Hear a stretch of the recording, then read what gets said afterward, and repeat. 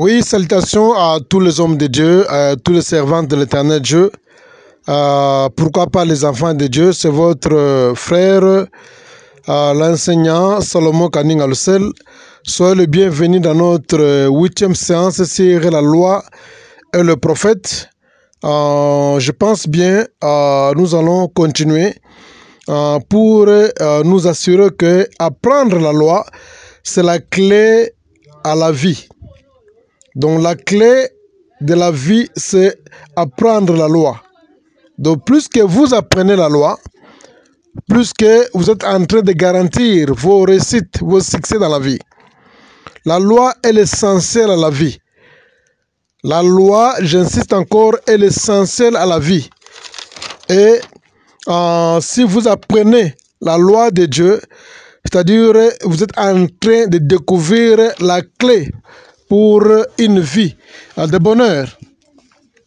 La clé de la réussite ou du succès à la vie, ou bien dans la vie, c'est la loi. L'absence de la loi est le commencement de la destruction. J'insiste encore, l'absence de la loi est le commencement de la destruction. Je voudrais vous donner un exemple encore, puisqu'à travers les exemples, nous allons bien maîtriser le cours sur la loi et les prophètes. Prenons seulement un exemple. Tu prends par exemple une semence d'une mangue, ou bien le noyau d'une mangue, qui est comme étant une semence. Tu prends le noyau d'une mangue et tu le places dans un verre d'alcool. Tu prends la semence d'une mangue et tu places ça dans un verre d'alcool et tu vas jeûner pendant 40 jours afin que cela puisse pousser. Qu'est-ce qui va arriver à ton retour pour l'observer? Vous allez vous rendre compte que la plante va se détruire dans le verre puisque tu l'as mis dans un alcool. Pourquoi cette semence, pourquoi ce noyau va se détruire dans le verre d'alcool? Ça va se détruire parce que ça ne va pas germer. Ça ne va même pas pousser.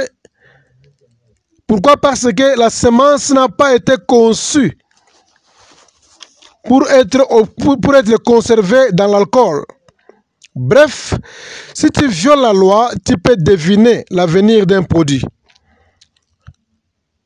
Donc, quand tu violes la loi, tu peux deviner l'avenir d'un produit ou encore l'avenir même de ta propre vie. L'absence de la loi garantit la destruction. Je dis bien, l'absence de la loi garantit la destruction. C'est de la même manière aussi, comme je dis, l'absence de la loi est le commencement de la destruction et aussi l'absence de la loi garantit aussi une destruction. Alors, après avoir écouté ces audios, tu dois revoir encore ta vie comme étant un homme de Dieu. Les choses que tu es impliqué, les choses que tu es impliqué à faire, les gens qui t'entourent, les choses que tu fais, les vidéos que tu regardes, les musiques que tu écoutes ou bien tu regardes, pose-toi la question, lesquelles de ces activités violent ce livre de la loi? Car cela va dans ta destruction. Si tu désobéis Dieu en secret, tu seras publiquement humilié. J'insiste encore, quand vous observez les activités là où tu es impliqué dans la vie, les gens qui vous entourent, les vidéos que vous regardez, les audios que vous suivez, les musiques que vous écoutez, bien vous regardez, tu dois te poser la question que lesquelles de ces activités violent les livres de la loi. Les livres de la loi qui est la parole de Dieu. Alors, tu vas conclure que si tu obéis Dieu en secret, tu seras publiquement aussi élevé. Et si tu obéis en secret la loi de Dieu, votre élévation sera en public. Ce sont deux choses qui sont contraires. Celui qui désobéit Dieu en secret, il sera publiquement humilié. Mais tandis que celui qui obéit Dieu en secret et qui observe sa loi en secret, il sera élevé aussi en public. Arrêtez de condamner les gens, de blâmer, de pointer les doigts sur les gens concernant tes échecs. La plupart des échecs de nos vies sont dus par le manque de l'observation de la loi, bien manque de l'obéissance de la loi de Dieu. Comme Dieu disait à Caïn, si tu agis bien, tu relèveras ton visage. Dieu a dit à Caïn, si tu agis bien, tu relèveras ton visage. Alors cela nous montre clairement que la clé de Caïn était entre ses propres mains. Sa vie était entre ses propres mains. Donc, dans la vie, il n'est pas important comme étant un vrai leader d'ailleurs, ne pas celui qui pointe le doigt sur les gens concernant ces échecs. Si j'ai échoué, c'est grâce à tel. Si j'ai échoué, c'est celle qui est la cause, c'est telle qui est la cause. Non.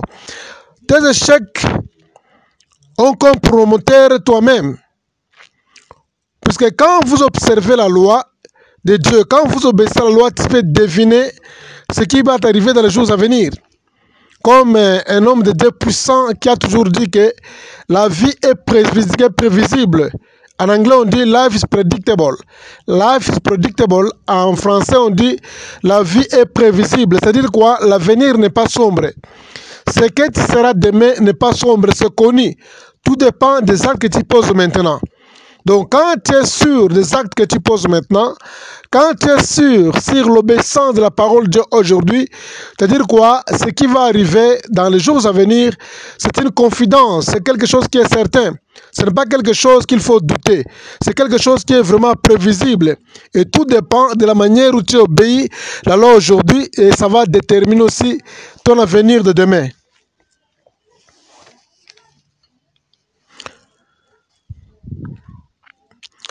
Dieu avait créé la vie pour fonctionner avec la loi. Si tu veux réussir dans ce siècle et dans les siècles à venir, dans ta vie, tu dois prendre la loi et lui obéir. Donc je vais insister encore sur ce point, c'est tellement important. Donc Dieu avait conçu, Dieu avait créé la vie. Dieu avait créé le monde, avait créé notre planète. Dieu nous avait créé, nous les hommes. Les plantes, les animaux, Dieu nous avait créés tous avec un système d'avoir un bon fonctionnement selon sa loi. Alors, si par exemple, vous obéissez à la loi, ou vous apprenez la loi, autrement dit, vous êtes en train aussi de garantir votre succès, le bon fonctionnement de votre vie dans les jours à venir. De la même manière que tu prends ton temps à étudier un catalogue d'un produit pour son bon fonctionnement, sera aussi de la même manière tu dois étudier la loi de Dieu pour réussir. Je voudrais donner aussi un exemple là-dessus pour nous faire comprendre mieux. Quand vous achetez un téléphone, le téléphone est emballé et le téléphone vient avec le catalogue à l'intérieur. Dans le catalogue, il y a toutes les bonnes promesses. Le fabricant est en train de garantir le bon fonctionnement de cet appareil. Le fabricant, bien l'inventeur, est en train de donner toutes les promesses que cet appareil sera avantageux pour toi. Il te donne les avantages. Comment l'appareil va t'aider, l'appareil de téléphone. Quand vous lisez dans le catalogue, il y a toutes les promesses, des bonnes promesses qui sont là. Mais il y a encore, quand vous lisez plus bas, le fabricant, bien l'inventeur, il donne aussi la loi, certaines lois. Il dit que si tu as besoin que ces produits-ci fonctionnent normalement, il faut respecter telle ou telle condition. Quand vous respectez telle ou telle condition, c'est-à-dire vous allez assurer le bon fonctionnement de votre téléphone. Il n'y a aucun produit qui vient sans la loi à l'intérieur. Chaque téléphone, chaque produit que tu peux acheter vient avec le catalogue à l'intérieur. Dans le catalogue, il y a deux choses. La première chose, on montre d'abord les avantages et les promesses. L'utilité de ces téléphones, de ces produits-là. Et deuxième aspect, on vous montre les désavantages. Et les désavantages vont, si par exemple vous désobéissez à la loi, on vous donne toute la liste de la loi que vous devez appliquer, respecter pour le bon fonctionnement de votre téléphone. Il y a d'autres fabricants qui vont vous dire que si tu as besoin que ce téléphone fonctionne normalement, il faut charger la batterie 9 à 8 heures du temps. Et on vous dira qu'il ne faut jamais opérer ce téléphone dans la présence des eaux. Et d'autres fabricants vous disent qu'il ne faut pas exposer ça dans des températures à plus de 40 degrés. C'est-à-dire tout ça, ce sont des lois. Et quand tu achètes un téléphone, tu prends d'abord ton temps. Tu lis convenablement les lois. Tu étudies les lois pour le bon fonctionnement de ton appareil. Tu étudies soigneusement les lois puisque ces lois-là déterminent le succès, le bon fonctionnement de l'appareil. Alors si par exemple vous désobéissez à la loi du fabricant, et vous allez aussi deviner quel sera l'avenir de votre produit. L'acheteur ne donne pas la loi au produit, mais c'est le fabricateur. Celui qui a inventé, le fabricant. C'est l'inventeur, celui qui a fabriqué les produits, celui qui a créé les produits, c'est lui qui vous donne la loi. Toi, tu ne peux pas donner la loi dans un téléphone que tu as acheté. Le téléphone vient avec la loi. Et le bon fonctionnement de ce téléphone est assuré par l'obéissance de la loi que le fabricant lui-même a placée, puisqu'il a fait beaucoup d'expériences avant de relâcher les produits dans le marché. Donc, la plupart des fabricants, avant de relâcher son produit dans le marché, il prend ça, il fait vraiment, il peut prendre même un téléphone, il met ça dans l'eau pendant 1 heure du temps. Il va voir qu'est-ce qui va arriver. Il va prendre la batterie, il va charger ça pendant 1 heure du temps au lieu de 8 heures du temps. Et il va comprendre qu'est-ce qui va arriver. Il va prendre le téléphone, il va faire tomber ça par exemple dans une hauteur par exemple de 5 mètres. Et il va voir qu'est-ce qui va arriver. Maintenant, quand il va étudier soigneusement les conséquences qui vont arriver si vous n'obéissez pas à la loi, il va maintenant mettre ça par écrit dans un catalogue, il vous envoie les produits et les produits viennent avec la loi.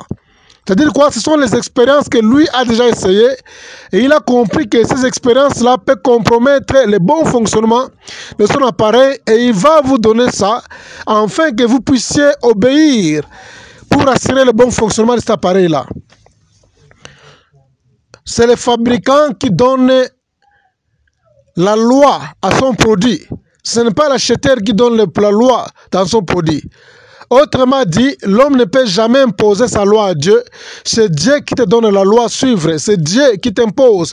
C'est Dieu qui montre la loi. C'est Dieu qui te donne la loi qu'il faut observer pour le bon fonctionnement de ta vie. La connaissance de la loi et de ses principes est la source de la sagesse. La connaissance de la loi et de ses principes sont la source de la sagesse.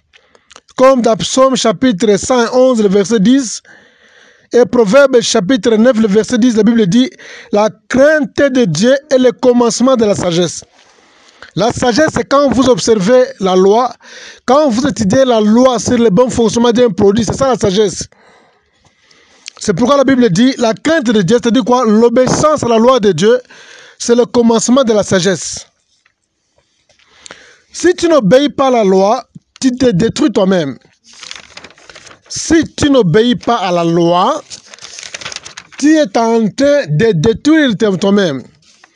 La connaissance de la loi et de la Bible donne la confidence à une personne et tu es sûr sur le lendemain, mais tu es sûr de toi-même.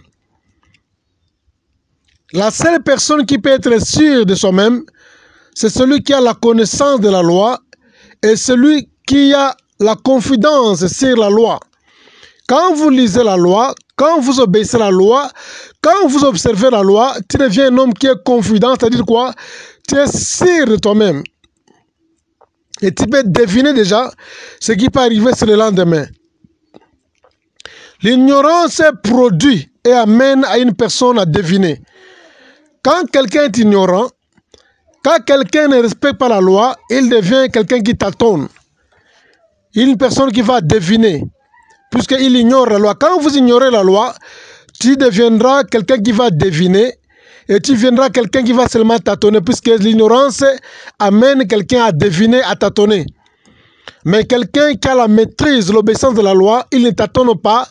Il a par contre la confidence en soi-même. Donc, j'avais dit clairement dans un exemple que la réussite d'un produit, d'un téléphone, ou bien chaque produit qu'un inventeur peut fabriquer, sa réussite est déterminée dans la loi. C'est pourquoi Josué chapitre 1, le verset 8, la Bible dit que ce livre de la loi ne s'éloigne pas de ta bouche, médite-les jour et nuit pour agir fidèlement selon tout ce qui est écrit, car c'est alors que tu auras du succès dans tes entreprises, c'est alors que tu réussiras. Le premier conseil que Dieu a donné à Josué, quand il a pris le leadership entre les mains de Moïse, quand il a pris les relèves, le premier conseil que Dieu a donné, Dieu lui a donné le conseil sur l'observation de la loi. Dieu a dit que c'est le livre de la loi. Et Dieu est en train d'appeler la Bible le livre de la loi. Comme je vous ai dit que la loi et les prophètes sont la colonne de l'Église. C'est le squelette de la Bible. C'est pourquoi Dieu appelle même la Bible le livre de la loi. Puisque Dieu dit la Bible est composée de plusieurs lois. Et c'est clair, Dieu dit à Josué que ce livre de la loi ne s'éloigne point de ta bouche. Médite-les jour et nuit pour agir fidèlement selon ce qui est écrit, car c'est alors que tu auras du succès. Donc le succès d'un homme est déterminé par l'observation de la loi, de la parole de Dieu. Donc l'homme est comme un produit, l'homme est comme un téléphone, il est comme un produit que Dieu a créé, ou bien un inventeur a créé. Les produits, je vous ai dit que son bon fonctionnement est assuré par l'observation ou bien l'obéissance de la loi. De la même manière, quand Dieu a créé l'homme, Dieu a envoyé l'homme avec un paquet. Dieu a créé l'homme avec un catalogue, et ce catalogue s'appelle la loi, la Bible. Dieu est la seule façon pour la réussite de l'homme. La seule façon pour que l'homme puisse réussir dans sa vie, que l'homme puisse prospérer dans sa vie, la Bible dit c'est l'observation de la loi. C'est pourquoi Dieu, en donnant la responsabilité à Josué, Dieu a insisté à tout prix, en appelant d'abord la Bible, le livre de la loi, et Dieu a dit que tu dois le méditer jour et nuit. Et tu dois agir fidèlement, de la même manière que tu étudies les catalogues d'un téléphone pour un bon fonctionnement. De la même manière aussi, Dieu est en train d'exhorter Josué d'étudier la Bible pour le bon fonctionnement. Dieu dit que ton succès est déterminé par cette loi.